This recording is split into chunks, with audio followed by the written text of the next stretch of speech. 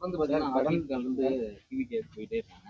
இது அதிமுக ஒழிக்கணுங்கிறதுக்காக அதிமுக ஒழிய வேண்டும் என்று தாவேக்க நினைக்கவில்லை, எடப்பாடி பழனிசாமி நினைக்கிறார்.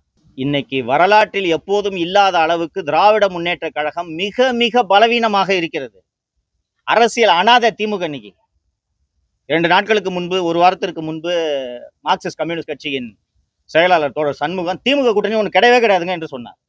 இன்று நீங்கள் பார்த்திருப்பீர்கள், இந்திய கம்யூனிஸ்ட் கட்சியின் செயலர் தோழர் வீரபாண்டியன் அவர்கள் திமுக கூட்டணியிலிருந்து வெளியேறுகிறோம் என்று கூறிவிட்டார். திராவிட முன்னேற்ற கழகத்தை இதர அரசியல் கட்சிகள் தீண்டத்தகாத கட்சியாக கருதுகின்றனர். நீங்கள் வரலாறு நெடுக 1949 திமுக தொடங்கியதிலிருந்து இன்று வரை பார்த்தீர்கள் என்றால் கூட்டணி இல்லாமல் திமுக வென்றதே கிடையாது.